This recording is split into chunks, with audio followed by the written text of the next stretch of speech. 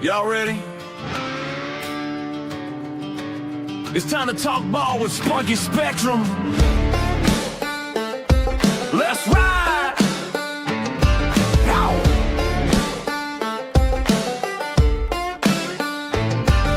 Woke up in the morning, coffee in my hand, another season about to start. I'm the fantasy man, scouting sleepers, crunching numbers late at night, building rosters that gon' shine under them lights. From rookie watch to big revenge, I see it all, stacking points while the league's watching me ball.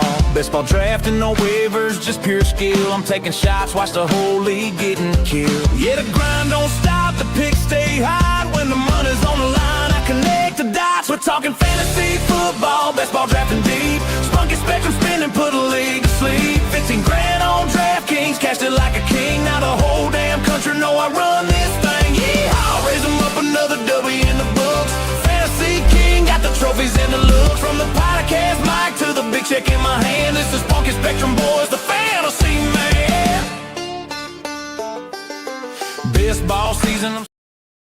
Yo, it's time for college football. Driving Top Deduction, Spunky Spectrum Sports YouTube page, and let me see, Marcus's YouTube page. So we got Big Hoss and the Big D. Are we doing a radio show tonight? Shit, it sounds like it. I need one of those fancy microphones then. You need one with a stand. You need one with an arm like mine. I've only got this. Oh, I got this big ass arm that it's got a boom arm. It can stretch out. That way people can see it and know, like, oh, I do sound good because I have a mic.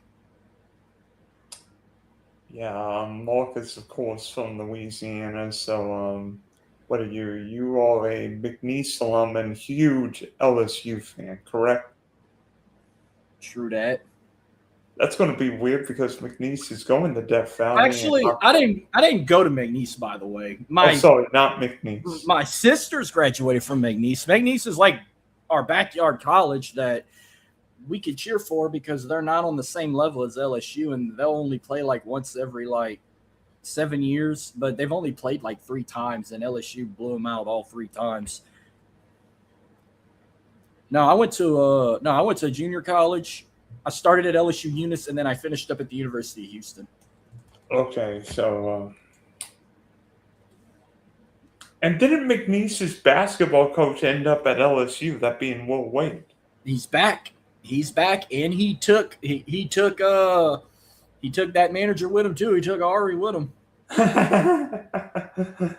course, Amir Khan. He took Amir Khan with him.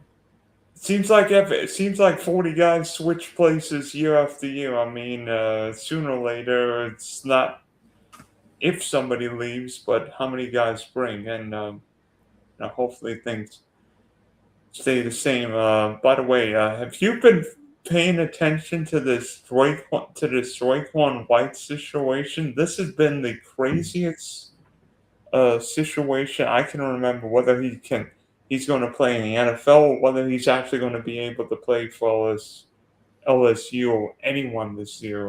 What's the latest rumor you've heard?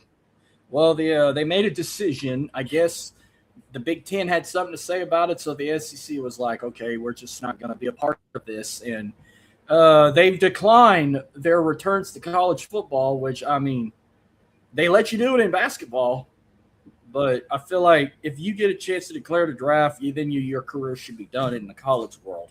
Even if, you don't get drafted, you get undrafted, sign as a free agent, make a practice squad, and get cut, I feel like you shouldn't still be allowed either way. Like, if you declare the draft, that's your ticket of saying, I'm done with college football. College, whatever, I'm done, goodbye.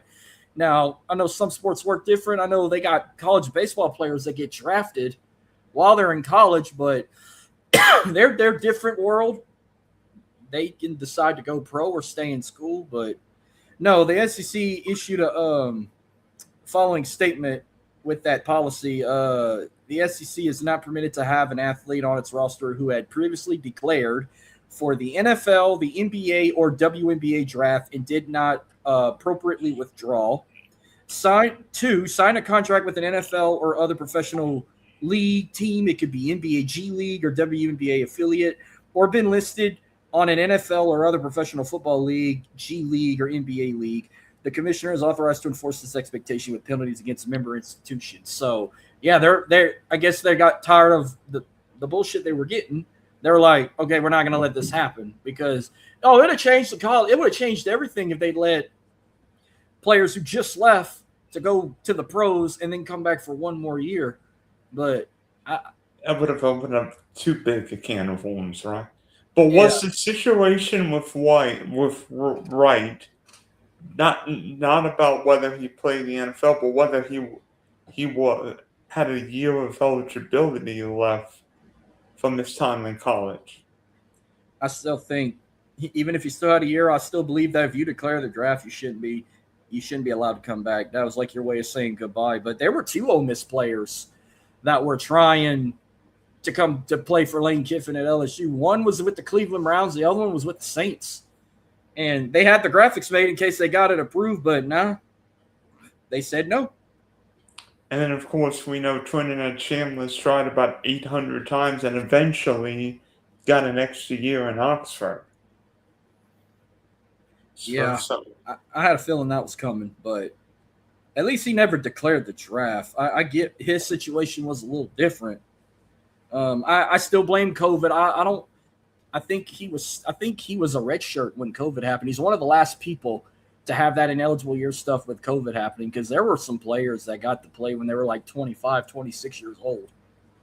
And wasn't Carson Beck like a 6-year player? Yep, Carson Beck was one of them too.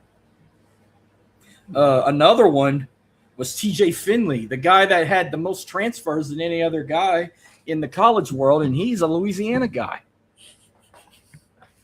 That boy went to 6 or 7 different schools in like 4 or 5 years. That's nuts.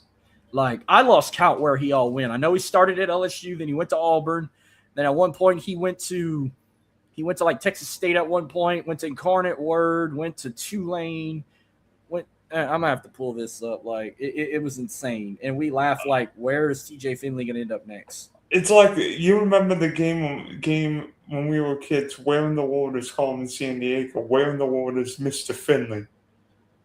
So here it is right here. Well, his college career is over with. He played for 6 colleges. He started at LSU in 2020, transferred to Auburn. That's the longest he was at. He played 2 seasons at Auburn, then transferred to Texas State in 2023, Western Kentucky in 2024, Georgia State in 2025, and Incarnate Word in 2026. I thought Tulane was up there, but I think Tulane declined him. Well, thankfully, everything seems to be figured out for now. Back to 2026. I don't know what it is, but this season, particularly at LSU, is going to be one of the most anticipated only because of who's coaching. I mean, we know that Lane Kiffin dissed Ole Miss and went to LSU in the playoff. He's going to be Benedict going on. Going to save the Week 3 game, but the expectation for Baton Rouge to see you all win the national championship every year. And how do you think Lane Kiffin fits LSU? We're the bad guys right now, and it feels good to be the bad guy. we're giving everyone a reality of what we went through when we lost Nick Saban. Nick Saban went to the NFL for 1 or 2 years and then comes back to the college world, but went to one of our most hated rivals. Except Lane Kiffin jumped straight to the rival. He didn't go to the NFL. He came a state over. He came to Baton Rouge and took some players with him. Lost some recruiting to come to us instead of Ole Miss. We're about to make the Magnolia Bowl irrelevant again. It's one of the oldest rivalries in the SEC that has had a back and forth situation. Now this rivalry is about to mean something. and it's going to be big enough where it's not going to be played at the end of the season because, Ole Miss got to close out with Mississippi State every year with the Egg Bowl. And we're going back to basics and closing out with Arkansas, the Golden Boot. I wish it'd be back on Black Friday, but we're playing it on Saturday instead. But the Magnolia Bowl is going to be we're going to take it to a higher level. It's going to be as high as Michigan, Ohio State, or the Red River rivalry, or Cascade Clash, or even Florida State. I mean, we'll talk more about the Magnolia Bowl, but, this LSU team's got a lot of talent, a lot of transfers. Surprise with Lane Kiffin. Mr.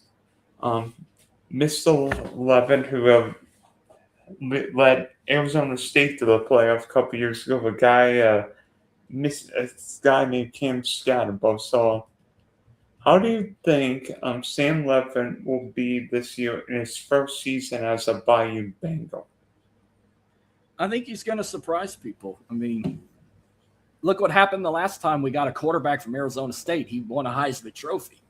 Did pretty well. Now, hopefully, maybe Jane Daniels passes the number with a little more class, but that's either near the damn. I mean, he got some great targets to throw at. I mean, like Eugene Wilson, for example. I mean, we're going to have. I'm more concerned about I'm more worried about the defense. I think Lane Kiffin put a stacked offense with Sam Levitt. He's going to have some. I'm trying to pull the offense back up to see who else he got like as receiver targets. Jace Brown, Jackson Harris, Eugene Wilson. And even Winston Watkins and even Trades Green at tight end. So he's got some targets outside of like Caden Durham at running back or even Harlan Berry if they rotate them around. Their offense is going to be stacked. Yep, him too. I'm more worried about the defense, but at least we got our number one guy back on defense, Whit Weeks. He's coming back for his senior year. And we got DJ Pickett, who's going to be wearing Jaden's number, by the way. Still got him. Now, that could be an impact player on defense. That was another name I mentioned when I previewed LSU a few weeks ago. But all I said was, I've told everybody this because they're like, what you think Lane Kiffin going to do his first year? I said, I just want them in the playoffs. I said, when I looked at the schedule, I said 10-2. Make the playoffs, and we have a home playoff game. I don't want a first round bye. I want to experience what a playoff game would be like on a Saturday night in Death Valley. That's a goal right there I would want to see. I've been a season ticket holder for so many years. I've been to over 70 games in my life. I would love to experience a playoff atmosphere in Baton Rouge. On the other hand, the following year, so this year, the national championship's in Vegas. The following year, it's in the Superdome. The last 5 times the national championship's in the Superdome, they were in it. Won 4 out of 5. Make it 6. I think his second year, they're going to win national title number 5. That's saying something. And you know what? That's saying something. LSU's home away from home is the Superdome. Superdome. I mean, we know how many LSU fans are in the Big Easy. I mean, it's an easy drive for you. 70 miles. Baton Rouge is 70 miles. Now, the last time they played there, yeah, they lost. Brian Kelly's debut, they lost to Florida State. And on a missed extra point. Missed 2-point conversion. Oh yeah, you're right. Well, you know what? No, it was a blocked extra point. I'm sorry. It was a blocked extra point. I left in the third quarter. It was that bad. I left in the third quarter, and I just watched it on the way home, and I was furious. But his first, I know I don't want to bring him back up again. I will credit Brian Kelly, even though my feet are itching. Even though he lost his debut game, his first year was iconic. He did beat Alabama his first year, and he brought him to the SEC championship when we were not supposed to be there, even though we lost to Georgia. So I'll give him credit for his first year making it mean something, but I still say every year in 2023, when Jaden Daniels won the Heisman, if we'd have had a defense, they would have been a playoff contender. Because how how odd is you? How does a college football team have the number one offense in the country but the worst defense in the country? Well, 2007 Florida had Tim Tebow win the Heisman, and yet that defense couldn't stop a nosebleed. You remember the game where LSU had like 5 fourth down conversions, with seemingly Jacob Hester getting 3rd and 1 every single time. I was at that game, and I was at the 05 game when LSU won on a Hail Mary. By the way, my favorite Florida Gator was Percy Harvin. Oh, yes. Yeah, by the way, that guy could play. The last time I saw LSU play Florida, that was when Trevor Etienne was a Gator, and the whole town of Jennings, Louisiana showed up, and Jaden Daniels had over 400 passing yards and over 200 rushing yards, and at least Trevor got on the board. Trevor had, I think, like a 1 or 2 yard touchdown, and he had like 97 yards. I remember I recorded his stats when I went, but you know, I don't know. Brian Kelly just never seemed like an LSU guy. It seemed like he went there for the money and for golf. And we know Lane Kiffin. He's coached at USC. He's coached at Tennessee. Coached at Ole Miss. This guy. How do you think Lane Kiffin will fare at LSU? Because there might not be a harder place to coach in the sport than maybe, I don't know, Ohio State, Alabama. Am I crazy? I think he'll pick up where he left off from Ole Miss, because I feel like the SEC is the toughest to coach at. And look what Lane Kiffin did with Ole Miss that 1 year. Took them to the playoffs as a semifinalist. I think he's just going to pick up where Brian Kelly left off and turn him something there. And, yeah, Brian Kelly was awkward in the atmosphere. I don't have to worry about that fake Cajun accent anymore. You just need more visors on the sideline. Hey, I like a good visor too. Lane Kiffin wears visors, but I gave that man 3 to 5 years to bring us to the playoffs or a national championship. He ain't got us there. After that Vandy loss to Diego Pavia, I said I'm done with Brian Kelly. He's got to go. I think what Lane Kiffin can do. We know college football is different. It's not always about recruiting, but getting the right players. LSU's always going to attract players, but getting the right players for that coach. Look at Indiana last year. I don't think Indiana's talent was Ohio State or Oregon or Miami, but Kurt Cinetti got that team to play together very well. Well, the key with Lane Kiffin, can he get those guys going? Because a lot of these guys coming from Arizona State or Ole Miss or whatever. Talent accumulation is one thing, but cohesion, particularly early without a preseason, is going to be difficult.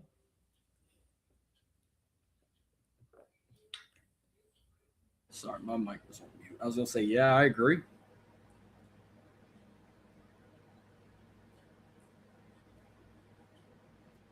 And, first game, we remember last year, LSU Clemson in the other Death Valley. Well, Clemson's Death Valley, not necessarily the greatest offensive showcase. I think that put everyone to sleep when Nussmeier and Kate Klubnik played last year. Yeah, that one was a game that made me nervous. Because at one point I thought they were going to blow it, but then they woke up in the second half and just handle it. But I people are still hyped for the debut, but I feel like it's not as hyped anymore, because at first it was supposed to be like a top 15 matchup, but Clemson's not even ranked in the AP preseason poll anymore. They were taken off. LSU was like 13th. Clemson got taken off, so it's like the vibe kind of was killed. But it's still going to get electric. College game day is still going to be there. It may not be a top 15 matchup no more, but they're going to treat it like it's a playoff atmosphere.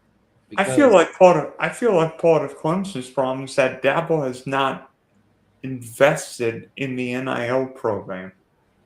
He wants to create family. I think Dabo's become a little stubborn. He doesn't want to go in the transfer portal. Clemson's not getting the same guys because there's no way there's no way if Deshaun Watson, not the one playing for the Cleveland Browns today, but if the Deshaun Watson we remember from Clemson would have been available, he's not going to Clemson. Same thing with Trevor. He would have ended up at Georgia or Tennessee. See, and honestly, part of me thinks this might be Dabo's last year. Yeah, he's kind of in the hot seat right now, and I don't even know who's going to be the starting quarterback yet for Clemson because Cade Klubnik's in the NFL now. So with the Jets. Yep. So honestly, well, as you know, SC schedules are difficult, and LSU schedule is very difficult this year.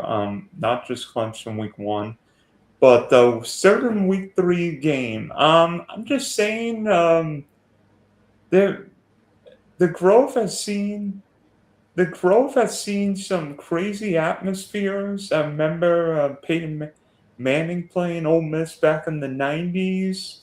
I don't think that wasn't at the Grove. That was at the Liberty Bowl in Memphis. But what kind of reception will Lane Kiffin get in his Oxford return middle of September? I'm just thinking there might be more boos for Lane Kiffin than there'd be more boos for Deshaun Watson when he takes the field for the Browns. You're talking about when they go to Ole Miss? Oh yeah, they're gonna boo the shit out of them out. They're gonna boo them out of the Grove. And I'm ready for it. Like the anticipation for that game is like any other. Like we knew when they just announced Friday that week 3 college game day is going into LSU Ole Miss. We knew they were going. Oh, 100%. We know Fowler and Herbie are going to be there. We knew they were going. Now, who are you going to put as your celebrity guest picker? Whatever you do not bring Katy Perry back, please. I'm so tired of. I stopped eating corn dogs because of her. Hey, at least Ole Miss won that game, but at least Ole Miss beat Alabama that game. It took me like months to be like, why she pulled a corn dog out? What does that got to do with LSU fans? Like, are she trying to say we smell like corn dogs? Because corn dogs don't stink. You know what? For that game, there's only one person that ESPN should bring back as the celebrity guest picker, and you and I both know who it is. It's a Manning. Eli. But it's not Eli. Archie? Cooper. Oh, Cooper? If anything, they probably would bring back. Or I could see Eli Manning as a celebrity guest picker because he's from Louisiana. Even though his daddy, he probably grew up an Ole Miss fan, even though he probably did root for LSU. By the way, I was blessed to see LSU and Ole Miss in 2002. I got to see Eli play before he got drafted in 2004. So I got to see one Manning play in college. I was unfortunate not to see the other two. By the way, Eli Manning went into LSU and beat the Bayou Bengals 2003, if my memory serves me right. Yep, and that was in Oxford. Because when we went in 02, we won that game, and he got taken out at one time with a busted elbow. He had a severe bloody elbow, but they let him back in the game, but he missed like 2 series because I think he had a cut so deep in his elbow they had to like wrap it up good, and I think he got stitched up after the game. But I remember he missed like 2 series because they had to wrap up his elbow and everything, but he still played. But no, and I'm telling you, the security, you're gonna think Trump's in town because there's gonna be SWAT teams everywhere. There's gonna be security out the ass. Mississippi State Police, the damn national security is gonna be there. Like the security's gonna be intense. Oh, sorry, 2001 I think was the year Ole Miss beat LSU. Thank you. 2001 was the year Ole Miss beat LSU in Death Valley. That was Well, maybe it was '03 I went. I thought it was in '02 they played in Death Valley. Maybe it was '03. No, I was thinking. I remember the 30 for 30 where Eli beat Auburn and LSU. But I didn't know what year it was. Not that it matters. Back to LSU's schedule. Not only do you go to Oxford, but you play Alabama at home. You play Texas at home. Go to go to Tennessee, correct? Yeah. And then I think you go at A&M, which is never easy. Okay, so I have it right here. So, first two games are at home. Yeah, Clemson and Louisiana Tech at home. Ole Miss first road game. Then you got back-to-back home games again. You got A&M and McNeese at home. Okay, then A&M at home, so that's October and then 10th. at Kentucky. Yep, that's their second road game. Then they got Mississippi State at home. That's their homecoming game. October 24th, they go to Jordan-Hare to Auburn. Oh, that's never fun. That's going to be a struggle win for them. I have them winning, but I said it's a struggle win because Jordan-Hare is a dangerous place to play, and That's a haunted house. That's a haunted house. Nick Saban said that many, many times. They haven't played the Tiger Bowl, I think, since 2020. I think was the last time they played it. Wow. 2019, I was at that game. That was the worst performance I've ever seen Joe Burrow and them play with that offense. They almost blew the game, and they only won because Bo Nix overthrew his receiver on the last play of the game, and they won 13-10. But they got a bye week on Halloween. They always have a bye week before Alabama, but Alabama's coming to town. Texas, that's their only home loss. When Steve Sarkisian and Arch Manning and Texas come to town, I have them losing to Texas. And if they lose back-to-back, I think they're going to lose at Tennessee because it's in Neyland. It's at Rocky Top. But Arkansas, I think they're going to beat Arkansas on the road. I mean, 10-2. And LSU being 10-2, good chance you're a playoff team. Knock on wood. They'll be 9-0 before they get their first loss. They'll be undefeated when they lose to Texas. Because I have them beating Alabama too. How do you think the SEC goes this year? Because, I mean, you did an SEC preview, I think, last week. I mean, if you look at it, Georgia's always good. I mean, Kirby Smart and Georgia will always be there. Texas with Arch Manning, Star, but they have a brutal schedule this year. Of course, LSU. How good will Alabama be this year after a stinker in Pasadena? I'll tell you what. I actually have all that saved from last week. I haven't deleted it yet. So I can tell you, if you haven't watched or if the listeners are listening, I can tell you who I have for every SEC team's predictions. Go ahead. Hang on. I'm still figuring out this new damn generation iPad. Excuse me. All right. So Alabama, I have them going 9-3, missing the playoffs. Somebody's in trouble then. Their losses are Georgia, Tennessee, and LSU. Oof. And I said as a bonus, I said I was going to put a favorite player from each school when I did this with Trey. The only Alabama player I've ever enjoyed watching was Mark Ingram. And I was so the only time in my life I was so glad we got someone from that fucking Crimson Tide on the Saints. That was a steal when we got him and Cameron Jordan same year in 2011. Best draft day ever. Arkansas, I got Bacon Bits going 3-9. And their only wins are North Alabama, Tulsa, and Vanderbilt. And I loved Darren McFadden. Yeah, that guy was fast. Auburn, I have Auburn going 5-7. I didn't remember who the wins and losses were, but I think this. If I would have said Bo Jackson if I was alive during that time, but I enjoyed Cam Newton. He was my guy. I liked him. Okay, Georgia. I have Georgia going 12-0.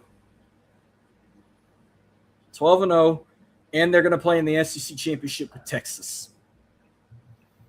Yeah, I mean, Georgia's schedule this year is actually friendlier than most. I mean, looking at Georgia's schedule from an SEC schedule, I mean, they get Oklahoma, at Alabama, at Ole Miss, but I mean, they avoid Texas, they avoid LSU, and of course Georgia Tech and Atlanta. But that's a pretty good. That's a very workable schedule.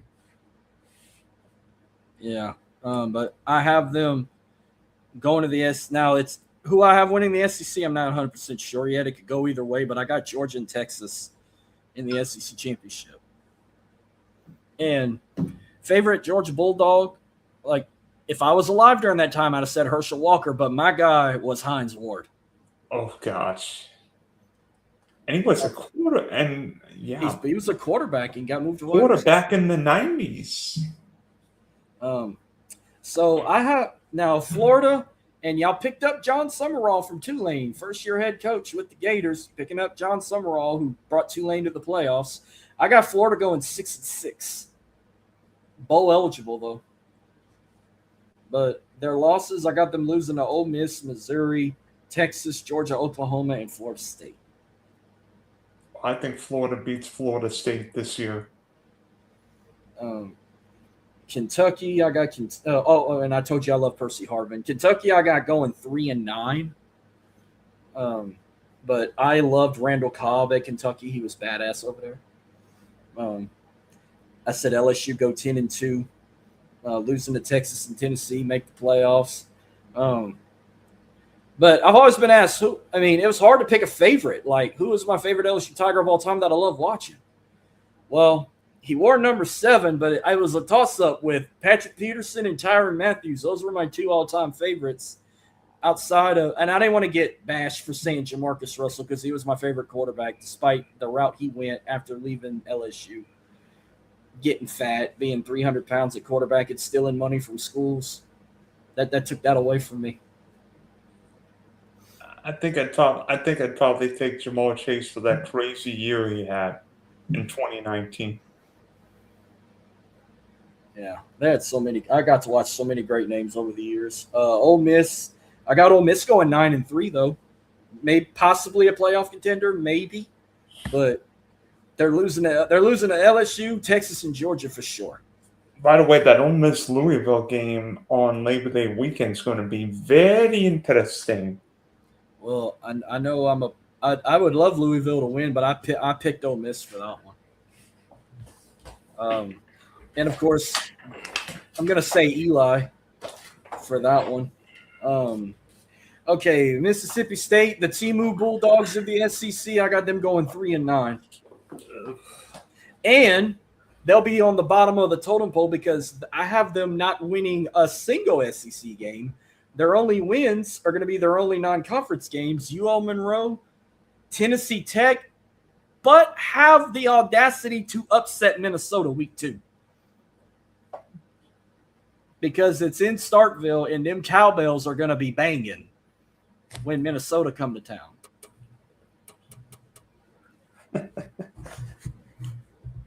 So, and by the way, it hurt me. What do you have Texas this year? I'm just saying these in order. I'm gonna just run through them. Missouri. No, I mean I just want to hear Texas. I got Texas going 11-1. You ready for this though? Big bad Texas. Every time they get a win streak, they think they back and it's horns up. They'll still go to the SEC championship, but they're not going with a perfect record because I think this is going to be the year Baby Brother's going to end their streak. They're going to be 11-0 going to A&M, and A&M's going to give them their only loss of the season. They're going to lose that very last game at the end before they go play Georgia in the SEC championship. I don't know what to think of A&M because that performance in the playoff with the quarterback having a stinker was not good. And I got A&M with a decent record. I got them going 9-3. But their biggest win. That'll be their biggest win. the loss that's going to really hurt them is Oklahoma. Oh, yeah. Because I got Oklahoma beating A&M. Okay, so I mean, nothing crazy. Looking at excuse me, I think I'm getting a cold, but looking at the rest of the country right now, I mean, we spent so much time about the SEC because you're in Louisiana, but has the Big Ten taken over the top conference from the SEC? They got a long way to go if they want to be like the SEC. How many years in a row was it that LSU won the SEC won the BCS national championship? They went. It started with Florida. Then like after Texas won it, so like it was Florida in 06, LSU in 07, Florida in 08, Alabama in 09, Auburn in 2010, Bama in 11 and 12. They're 8 years in a row, 8-year stretch winning straight national titles. Big Ten's only won 3 in a row. If you can win 6 more in a row, then you can have the crown. But yeah, you did it with 3 different teams, shockingly. Ohio State first, then Michigan and Indiana. Now, if they were able to make it 4 in a row, I feel like the only team that can maybe do that is Ohio State.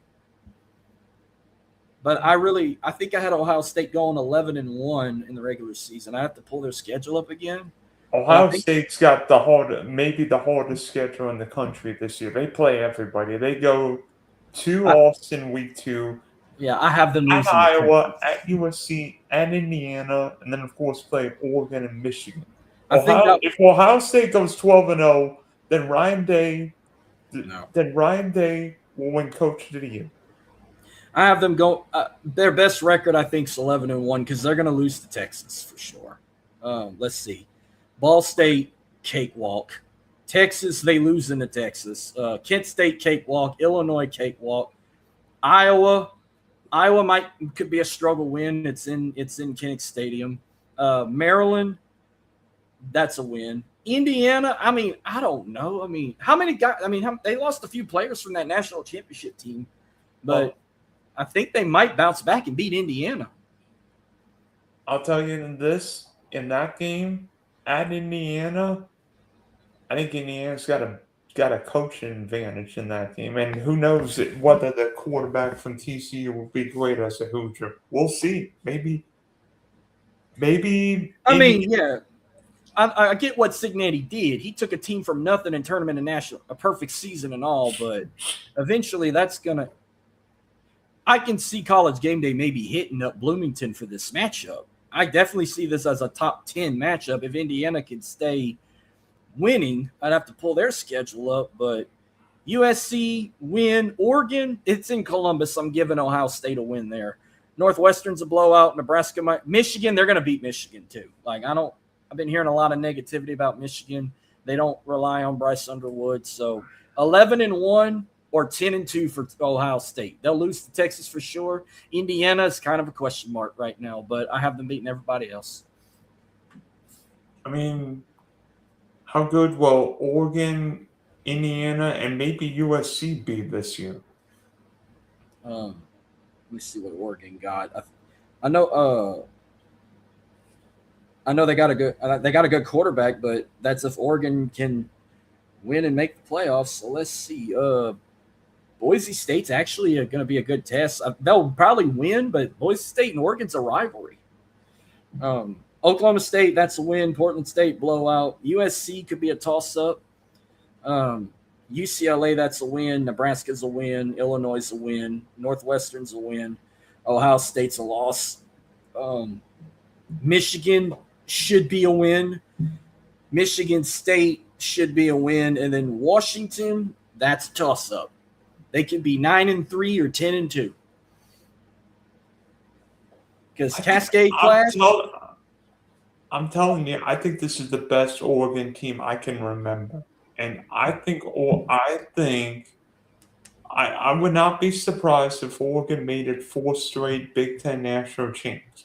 That's how good I think Dan Lanning is the coach. I think Dante Moore will be better than he was last year, where he really struggled against Indiana. Now, Dante, I could see as a Heisman contender. their quarterback. I can see him as a Heisman contender, but I'll bring that up in a bit. But Indiana, okay, this is their schedule. North Texas win, Howard win, Western Kentucky win, Northwestern win, Rutgers win.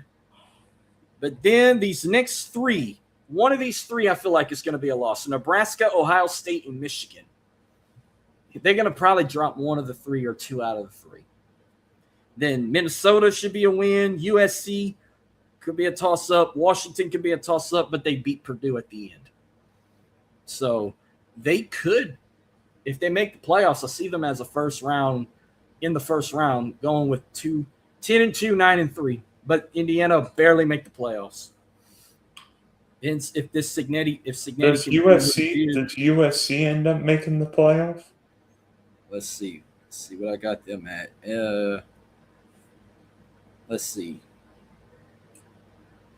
They'll start off 4-0. I'll give them a 4-0 start. San Jose State win. Fresno State win. Raging Cajuns win. UL be lucky if they score. Rutgers win. Oregon, toss-up.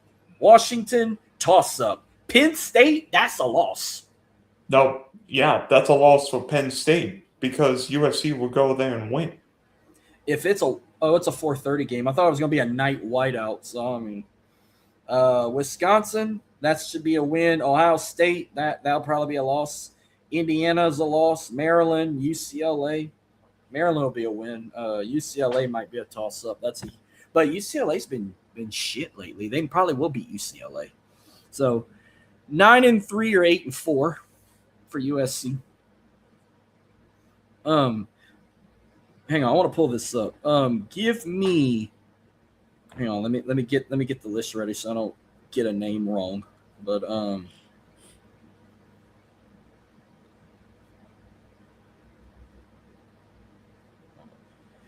Boa, since we're talking these football players, usually around this time you're going to see some international high school football games on ESPNU. I'm going to give you three names I saw that come from greatness. I got to see Peyton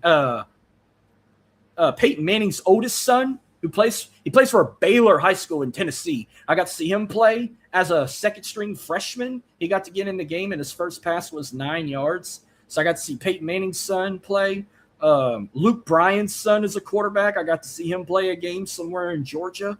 And Lil Wayne's oldest son is a kicker for Gainesville High School in Georgia. I don't know how bad they lost, but I know they played the number one team in the state of Georgia, and he kicked a 35-yard field goal on national television. So that was some of the international action I got to see this weekend.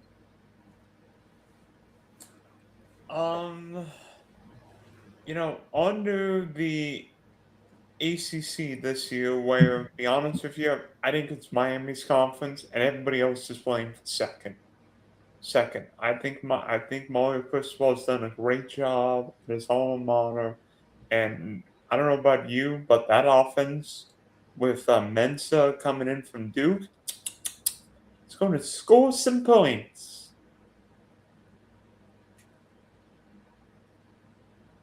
Yeah, I think this is Miami's, but who can Miami play in the ACC championship? That's a good question.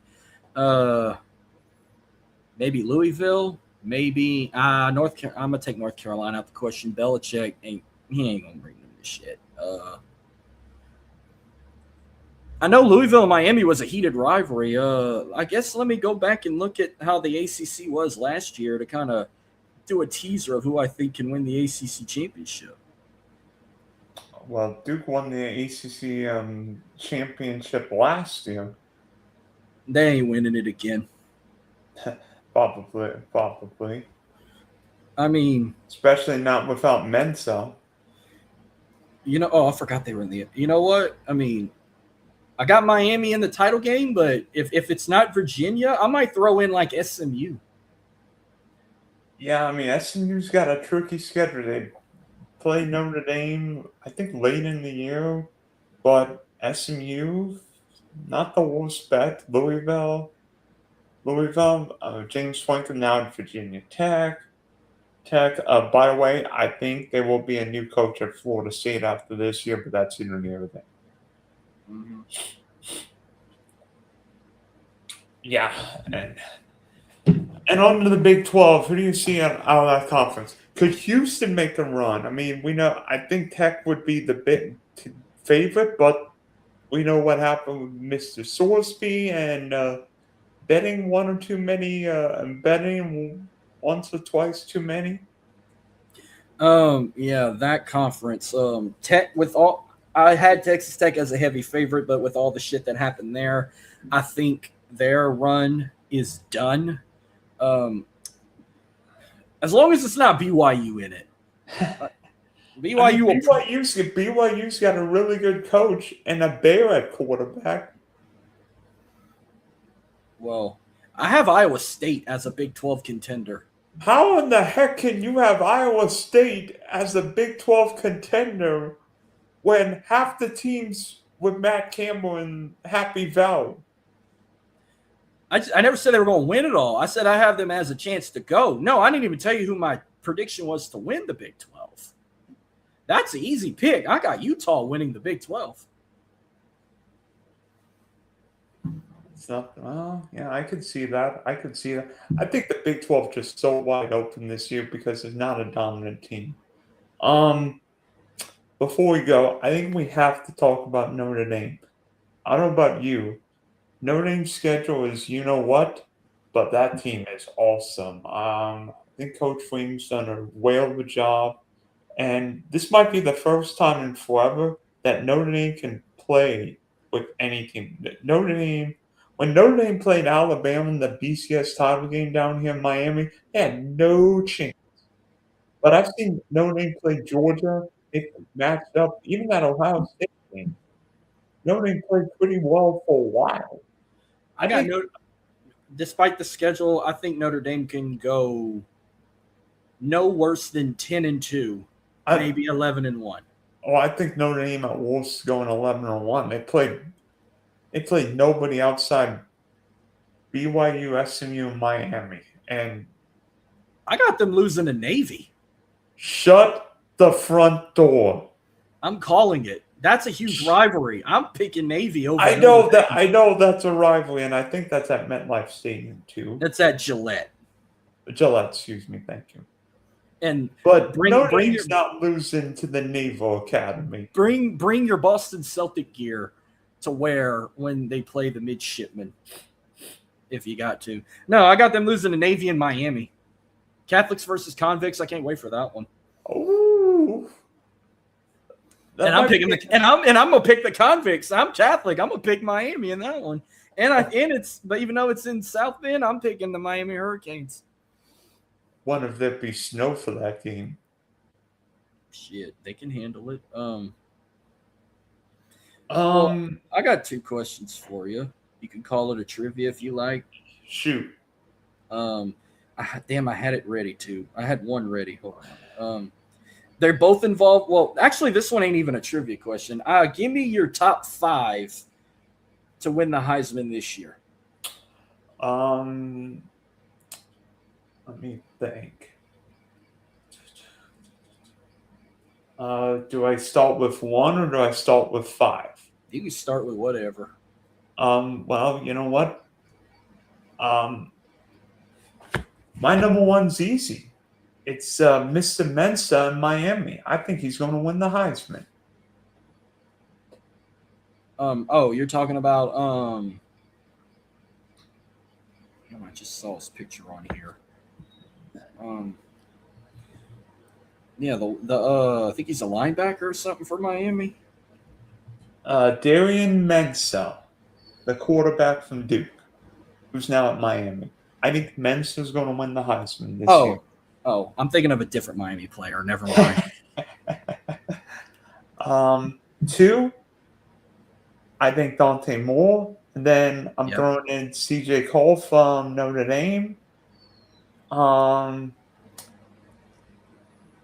have to include an Ohio State Buckeye because I think one of the Buckeyes will be really good this year.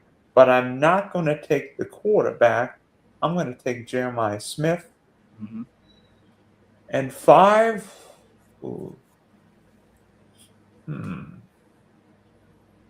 Do I take him? Part of me almost no. Archman, no. You know what? Part of me almost wants to see what Sam Levin does at LSU this year. That'd be crazy. They already told. Maybe if he comes back next year, I can have him as a Heisman contender. But okay, I didn't want to put two guys from Ole Miss. I was stuck with either Trinidad Chambliss or Kawan Lacey, so I'm gonna say Trinidad Chambliss. Chambliss be another good one too, but so I'll say him. And I don't want to put all SEC guys, but see, I was stuck with these two quarterbacks. I was stuck with either an Arch Manning or a Gunnar Stockton. Whoever dominates the SEC team. I'm not sure Gunnar Stockton's that great because when I've seen him play in the playoff, Gunnar Stockton looks overmatched against Riley Leonard and Trinidad Chambliss. All right, so I'll say Arch Manning 2. Yeah. 3, I'll say Malachi Toney from Miami. Ooh, I like the way you're thinking. Dante Moore for Oregon. I mean, I want Malachi to win it all, but I feel like it's going to come down to him or Dante. And then 5th, I'll say Jeremiah Smith from Ohio State. Backup, like an honorable mention.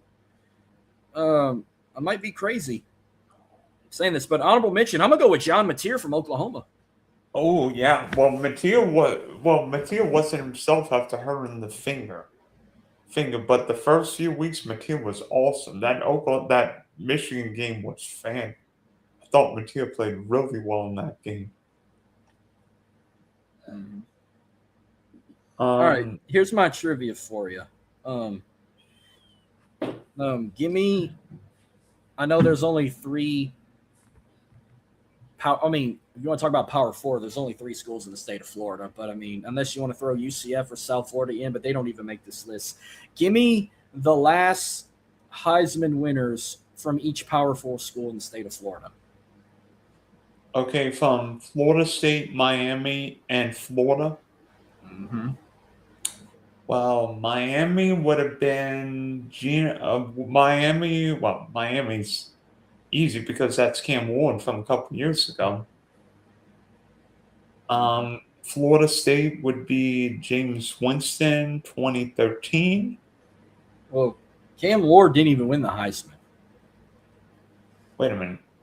Cam Ward won. No, he was just the number 1 overall pick. No, Cam Ward won the Heisman in 24.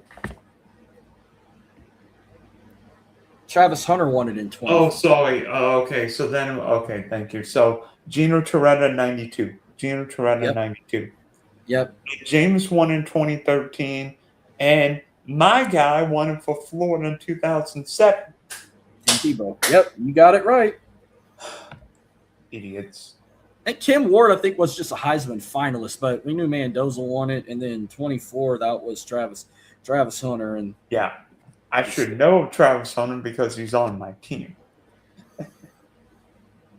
By the way, I got one for you. Who was Houston's last Heisman Trophy winner? George. Eddie George. No, Houston. Wait. The University of Houston's last Heisman Trophy winner. Oh, shit.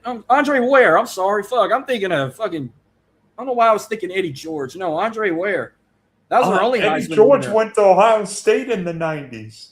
I don't know why I'm thinking of something else, but no, Andre Ware. That was their only Heisman winner, and he won it the year I was born. He won it in '89. Okay. And he was the only time College Game Day went to UH when they played SMU. He was the celebrity guest picker. He was there when Corso dropped the fuck it. I think I remember that thing. That was in 2000. I think that was in 2009. He did that when Houston played SMU. It was College Game Day was in Houston. The only time they went to U of H, and Andre Ware was the guest picker. And then that was when he threw the megaphone in. It was like, fuck it. Funny, it's still one of the funniest moments ever. They got like a statue for him and everything outside of TDECU Stadium. So, who do you think plays for the Natty and wins it this year? Well, here's my thing. I guess another question. Give me your top 4 Like, give me your Final Four in the college football playoffs, and then I'll do a national championship. Miami, Oregon, Notre Dame, and Texas. Miami, Ohio State, or if Oregon can get that far, it'd be crazy. But in either Georgia or Texas, whoever wins the SEC is going to have a deep run. But I have Georgia and Ohio State. First I had Georgia, Ohio State, but then I changed it to Georgia and Miami in the national championship. Because I have Kirby winning a third title. I think it's going to be a Mario Cristobal Bowl for the national championship game between Oregon and Miami. And I think there's a Cat 5 hurricane brewing because I think we can hear the Ducks winning it all this year. I think the Ducks win it all this year. If Oregon wins the national championship, hell will freeze over. Well, you Two know, times they went.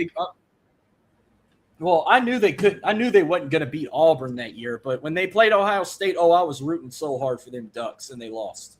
I knew they didn't have a chance against the Buckeyes. I'm like, oh yeah. And I have friends who went to that game. And that was when J.T. Barrett was a freshman playing quarterback against Mariota, and that was Mariota. No. J.T. Barrett was hurt in the Michigan game, and that was when Cardale Jones won that game. Okay. That's when Ezekiel Elliott went for like 900 yards in the play against Wisconsin, Alabama, and Oregon. Yeah, and then he showed up to the NFL draft like one of the inmate cheerleaders from the longest yard, and got drafted to the team that he won a national championship in their stadiums. He went to the Dallas Cowboys, which, I'm pretty sure he's still with the Cowboys now, huh? Or is he a free agent? I think Ezekiel Elliott's done playing, but who knows? I know they still got Dak, and all I've been hearing, this is our year. Why? Because you're 2-0 in preseason? That don't mean shit. I don't even care about the preseason because the all starters haven't even played. But I'm so sick. I feel like they need to cut preseason down a bit. I tell people, this is why I don't do fantasy drafts until the 2 days before the first game of the season.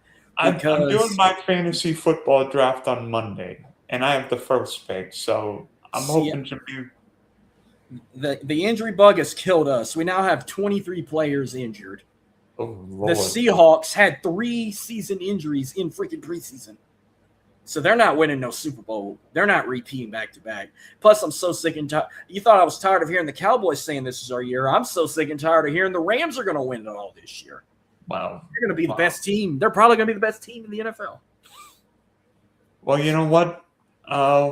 We've got plenty of time to preview not just NFL, but college football. And thanks for hopping on. Check us out, Driving Top Productions. Marky Mark's got all kinds of football shows, wrestling.